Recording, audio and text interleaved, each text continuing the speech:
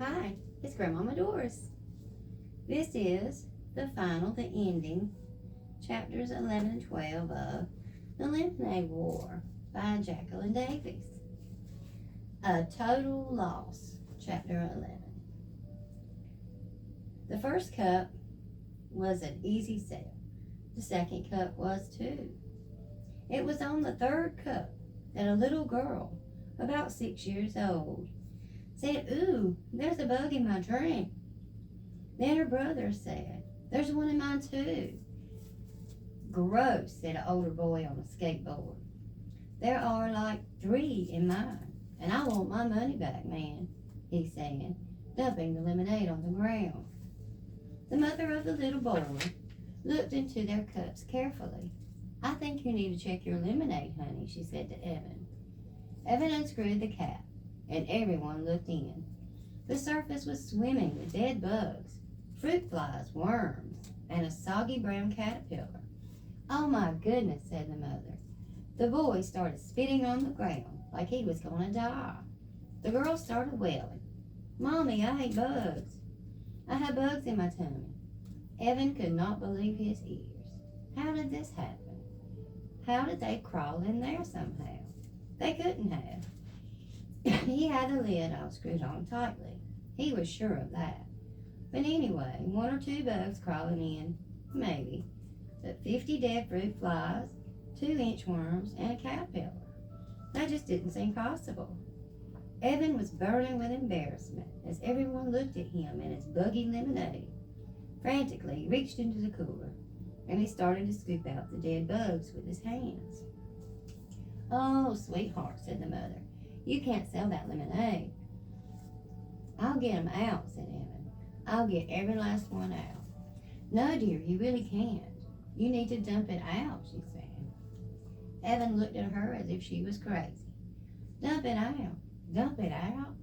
He'd spent $40 of his hard-earned money on that lemonade and another $1 for the cups. He wasn't want to dump it out. "I'll do it at home," he said. "No, you should do it here. I think we need to be sure that it's disposed of properly." Evan looked at her. He didn't know her, but he knew her type. Boy, did he know her type. She was the kind of mother who thought she was the mother of the world. If you were on the playground and she thought you were playing too rough, she would tell you. If you were chewing gum in line at the 7-Eleven, she'd say, "I sure hope that's sugarless." Mothers like that never just minded their own business or their kids' business. They thought they had to take care of every kid in the kingdom. "It's too heavy for me to dump," he said. "I'll take it home, and my mom will help me." "I'll help," said the busybody mother of the world. "All we need to do is tip it a little." She grabbed one handle of the big cooler, so Evan had no choice but to grab the other handle. Together they tipped the lemonade and poured it out at the top of the cooler. They poured and they poured and they poured. The lemonade sparkled in the sunlight like a bejeweled waterfall, and then disappeared without a trace, soaking into the parched summer grass. As the last sluice of lemonade spilled out of the cooler and a slick of mud poured out, "Oh my goodness," said the mother. Evan couldn't believe it. He could not believe how quickly his victory had turned into defeat. It was just like the lemonade. It had disappeared into the grass with nothing left behind. It was a total loss. The mother smiled sympathetically as Evan returned her $2. The skateboard dude had already skated off with his refund. There was nothing left to be done but to go home. Evan walked slowly, dragging the wagon with the empty cooler rattling inside. With every step he took, the wagon handle poked him in the rear end. Step, poke, step, poke. He felt like someone was nudging him forward. "Evan, Mom wants you to come to her office right away," he was thinking. That had been weird. His mom had no idea what he meant. "I didn't call you. I didn't call anyone," she had said. "I've been on my computer." "Evan, Mom wants to see you," he thought again. He had been coming up the stairs, and Jessie had been in the garage. She had looked anxious. Right away, she had said. Evan stopped walking. He stared at the empty cooler, and then he started to run. The wagon bounced crazily along the uneven sidewalk. Twice it tipped over. What did it matter, thought Evan angrily. There was no lemonade to spill. By the time he got home, he had it all figured out. He went in the kitchen and looked in the trash and found 3 Ziploc bags, inside out and sticky with lemonade. He shook the fruit bowl and noticed how few flies came into the air. If he had had the right materials, he would have dusted that cooler for fingerprints. But really, there was no need to do that. He knew what he had found. Jessie was all over this. That rat, that lousy, stinking rat of a sister, he shouted. He went back in the garage and kicked the wagon. He knocked over the cooler on the floor. He tore up his lemonade on wheels sign into a dozen little pieces. He was going to lose. She had $100. He was sure of it. And he had just $62 left. Tonight before the fireworks, when they counted their money, she would be the winner, and he would be the loser. Winner takes all, loser gets nothing. It was so unfair. Evan stomped into his room. He slammed the door hard, and he bounced on it. Then he went to close it, and he was staring across the hallway, and he could see into Jessie's room. He could see her neatly made covered posh pillow bed with a poster from Bar Harbor from their trip to Maine in the summer. And on her night table he could see Charlotte's Web at the ready. Evan crossed the hall and paused at Jessie's door. There was a rule about not entering. Well, she had broken the rules first, even though that rule was clearly a dirty trick. Evan walked in and went straight to Jessie's dresser drawer. There was a fake pack of gum inside the key. Did she really think he didn't know where she had hid the key?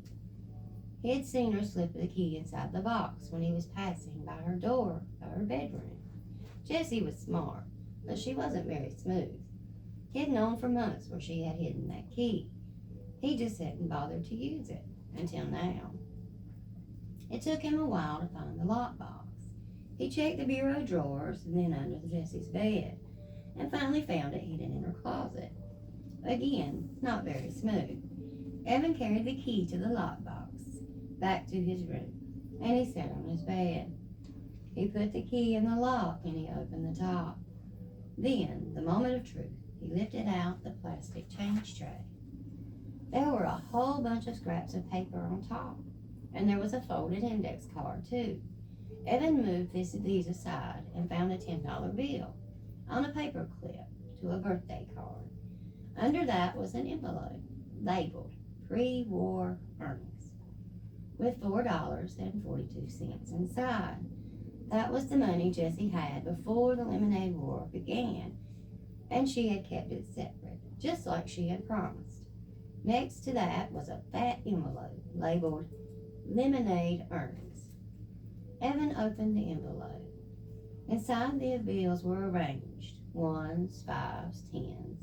All the bills were facing the same way, so that the eyes of George Washington, Abraham Lincoln, Alexander Hamilton were all looking at Evan as he counted the cash. $208. There it was, the winning wad. Evan thought how hard he had worked that week in the blazing sun, in the scorching heat. He thought about the colorful lemonade pouring onto the grass. He thought about handing over his $62.11 to Jessie. And he thought about how she'd smile and laugh and tell everyone that she had won the Lemonade War. The guys would all shake their heads. What a loser. Megan would turn right away. What a stupid jerk. Evan slammed the lid of the box shut. He stuffed the envelope into his shorts pocket, and he was not going to let it happen. He wasn't planning to keep the money, not for good. He was going to let her have it tonight, when it came time to show their earnings.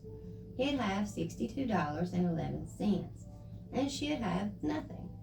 He'd give her the money back tomorrow, or maybe the next day, but not tonight. He suddenly felt desperate and needed to get out of the house as fast as he could. He shoved the lockbox back into Jessie's closet and the key back into her fake pack of gum. "Hey, Mom," he shouted, not waiting for her to answer back. "I'm going to the school to see if there's a game, okay?" Chapter 12, Waiting Period. Jessie wanted to have fun. She really did. But it seemed like the more she tried, the less she had. First, the drive to the beach took 2.5 hours because of traffic. Jessie felt the car lurching forward, stop, forward. "Memo to self," said Mrs. Moriarty. "Never go to the beach on the Sunday of Labor Day weekend, especially when there's been a heat wave for more than a week." In the back seat, Jessie and Megan played driver's license tag, magnetic bingo, and 20 questions. By the end of the car ride, Jessie was cramped and bored. Then the beach parking lot was full. They had to park a half a mile away and walk. Then the beach was crowded, and they could hardly find a place for their blanket. Then Megan said the water was too cold, and she just wanted to go up to her ankles. She kept squealing and running backwards every time the gentle rippled wave would come her way. What fun was that? Sure, the water was cold. It was the North Shore. It was supposed to be cold. That's why it felt so good on a hot day like this. When Jessie and Evan went to the beach, they would boogie board and body surf and skim board and throw the screaming scrunch ball back and forth the whole time. They loved to stay in the water until their lips turned blue, and then they couldn't stop shaking. Then they'd roast themselves like weenies on their towels until they were hot and sweaty again, and then they'd go right back in. Now that was fun at the beach. Megan liked to build sandcastles and collect shells and play tennis and read magazines. That's all fine, thought Jessie, but not going in the water, that's crazy. The ride home was itchy and hot. Jessie had sand in all the places where skin rubbed together, her knees and her toes and her ears and between the cheeks of her bottom. And somehow she had gotten sunburned on her back, even though Mrs. Moriarty had smeared all over her thick, gooey sunscreen twice. Jessie didn't have the patience for the 10 questions, let alone 20. But Megan didn't get that Jessie didn't feel like talking. She just kept trying to get her to take a quiz in a teen magazine. If Evan had been there, he would have kept quiet, or maybe hummed a little. Jessie liked it when Evan hummed. As they turned onto Damon Road, Megan asked, "Are you feeling sick?" In fact, she was. For the past half hour, Jessie had been imagining walking through that door and facing Evan. And she had been feeling sicker and sicker with every mile that brought her closer to home. Chapter 13, Crisis Management. "Oh man, your school. Preschool, baby." For the third time that afternoon, Scott Spencer had gotten the drop on Evan, dribbling around him and then hitting him to do the easy layup. So the guys were giving him the business, even the ones on his own team. It was Evan, Paul, and Ryan against Kevin, Toomey, Malik, Lewis, and Scott. Evan wished that Scott hadn't shown up, but he had, and they needed the sixth guy to make 3-3 team. Since Jack had to go home and ask his mother if they could all go swim in his house, though what was Evan supposed to do? Anyway, Evan was 3 times the ball handler as Scott was, and everyone knew it, so it was all in fun. But it didn't feel like much fun to Evan. "What's up, man?" Paul asked. Evan dribbled the ball back and forth with his left hand, then his right hand, and then through his legs. "Hey, it's hot," he said. "Yeah, it's hot for all of us," said Paul. "Get your game on, dude." But Evan couldn't get his moves right. He was a half step behind himself, and every time he moved, the envelope slapped against his thigh like a reprimand. "Speaking of hot," said Ryan.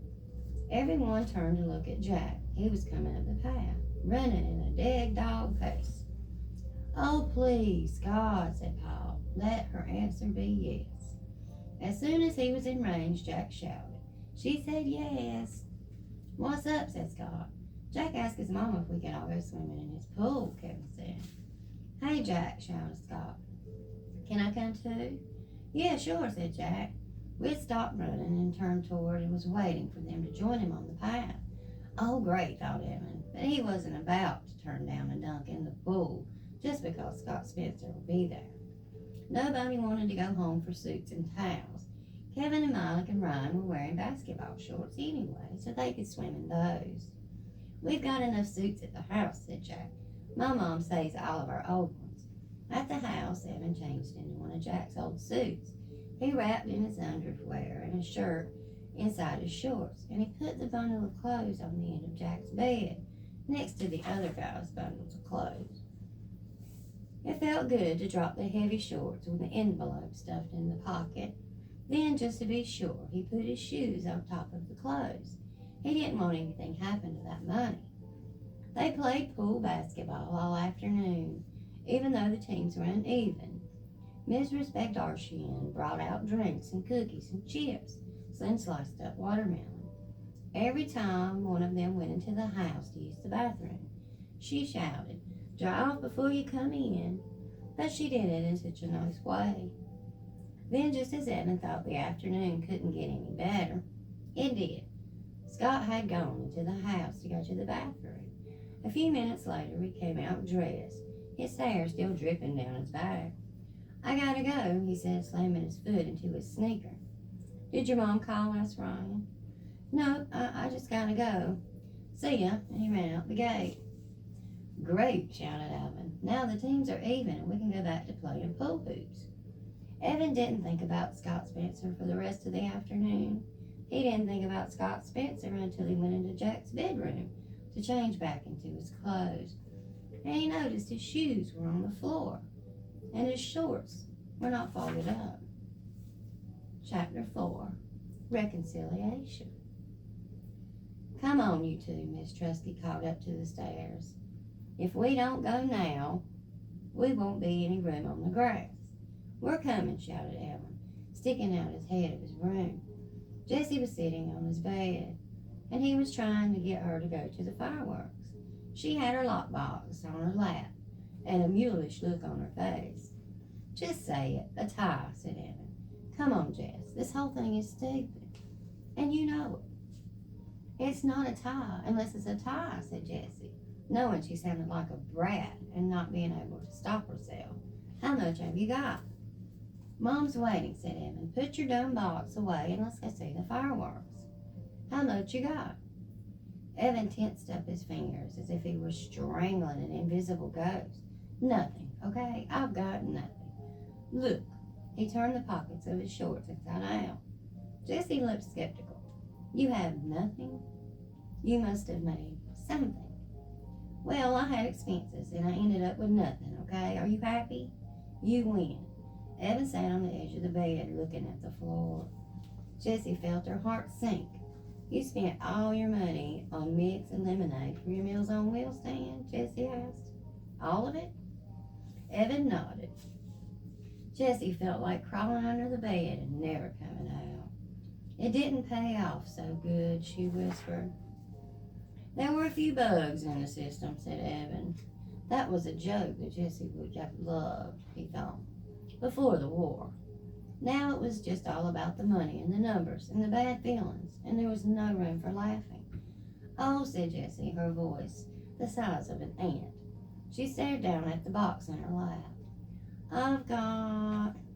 She opened the lid of the box and took out the change tray and pushed aside the scraps of paper that collected and the card from Megan. She stared. "Wait a minute, this isn't my money." She picked up a handful of wrinkled bills. Evan lay on the bed and covered his head with his pillow. Jessie counted the money quickly. $26.11. Where did it come from? Said Evan from under his pillow. "What?" said Jessie. "Take that dumb pillow away. I can't understand what you're saying." She hid the side of his leg for emphasis. "It's the money," he shouted, still through the pillow. It was $103, but then I spent $41 for the lemonade on stand-on wheels. And now it's just 62. Your money. But where's my money? Evan pulled the pillow away from his face, and his eyes were closed. His nose pointed at the ceiling. He folded his arms across his chest like a dead man. I took it. We'll give it back, said Jessie. This time she hit the side of his leg for real. I can't. It's gone. He lay still as a 3-day-old corpse. Gone? Gone where? Jessie was shrieking now. Never in her life had she worked so hard to earn money. Never in her life has she had more than $100 in her hand. Never in her life has she had a friend who trusted her like Megan had. I don't know. It was in my shorts pocket, and then I played basketball with the guys, and then we went to Jack's to swim, and I took off my shorts and I borrowed a suit, and when I went back to change, the money was gone. He sat up and faced his sister. I'm really sorry. In a war, you fight. You fight with your hands. You fight with weapons. You fight with anything you've got because it's a matter of life or death. Jessie felt the loss of her hard-earned money like a death, and it ripped into Evan with all the power of her body. She punched him. She kicked him. She threw her lockbox at him. She wanted to tear him into little pieces. Evan didn't try to pin her, though it would have been easy to do so. Part of him just wanted to lie down on the bed and take all of it, for being the one who started the whole thing by saying, I hate you, for making Jessie feel so rotten about herself, just because Evan felt so rotten about himself, for taking Jessie's money and losing it to Scott, just for being stupid. But Jessie was really going at it, and if he didn't protect himself at least a little bit, he was going to end up in the emergency room, and that would upset Mom. So he kept his hands up in front of his face just enough to keep Jessie from gouging out his eyes. But he never once tried to hit her back. He was done fighting. Finally, Jessie ran out of gas. She lay back on the bed, and she tried to make her brain work. Her body was so worn out. Her brain felt like the only part of her that could work. One of your friends stole my money, she asked. I think it was Scott Spencer, said Edmund. He went upstairs to go to the bathroom, and then he came down in a hurry and said he had to go home. After that, I went upstairs and it was gone. He is such a jerk, said Jessie. The biggest, said Evan, and I bet he gets an Xbox. I'll know it was him. The biggest. It was a lot of money, and Jessie's feeling tears started welling up in her eyes and ran down her face. It was, said Evan. I couldn't believe how much when I saw it. You're really something, you know that? Earning all that money selling lemonade. Thanks, thought Jessie, even though she couldn't say the word. Why'd you do it, Evan? She asked. She meant, why'd you take the money? And why'd you act so mean? And why'd you start the whole war in the first place? There were too many questions. I was mad at you for putting bugs in my lemonade, he said. Well, I was mad at you for saying you wanted to pulverize me, she said. I only did that because you were hanging out with Megan, and I felt totally left out. Well, how do you think I feel when you wouldn't let me hang out with you and Scott Spencer? Well, I was mad at you because Jessie sat up and looked at Evan, and Evan looked at the wall. Because I didn't want you in my class this year, he said. Because I'll embarrass you, she said solemnly. Because I'll embarrass myself, said Evan. I never have the right answers in math, and I read slower than everyone else reads out loud. And I make mistakes all the time. And now with you in the class, it's going to be worse. They'll all say, wow, he's even dumber than his little sister. Evan's shoulders slumped, and his head hung low. You're not dumb, said Jessie. I know you don't think I am, he said. And that stinks too, now that you're going to get to see how dumb I am in school. You're not dumb, said Jessie again. You made $103.11 selling lemonade in just 5 days.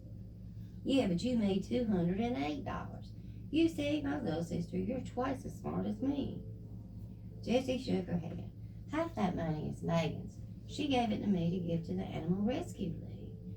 I only made $104. Evan unslumped. Really? Jessie nodded yes. So you made $104 and I made $103.11, said Jessie. So it's really a tie, said Evan. No, said Jessie, I won by 89 cents. But, come on, said Evan. After all that, it was practically a tie. No, said Jessie, it was close, but I really won. Well, we pretty much tied, said Evan. Jessie decided just to let it go. For the first time in 4 days, she didn't care about who had more money or who had less. Besides, she was waiting to see how long it took before Evan figured it out. Not long. Holy crud, he said suddenly. I lost Megan's money too. $104. That was her money. Oh, crud. He threw himself on the bed and covered his face with his arms. Neither of them said anything for a long time.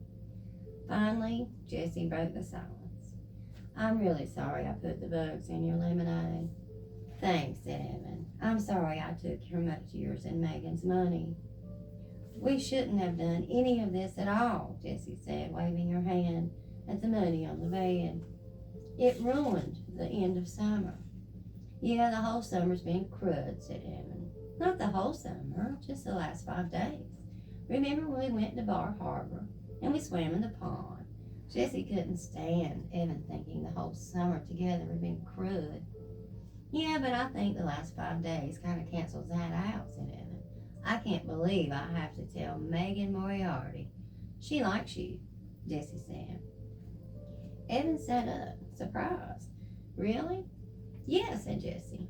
I don't get it either, but she's always asking what you're doing and if you can play and stuff.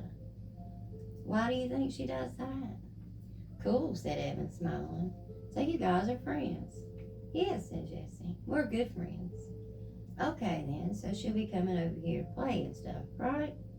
That's cool. You're weird, said Jessie. Yes, I am, said Evan. There was another long silence.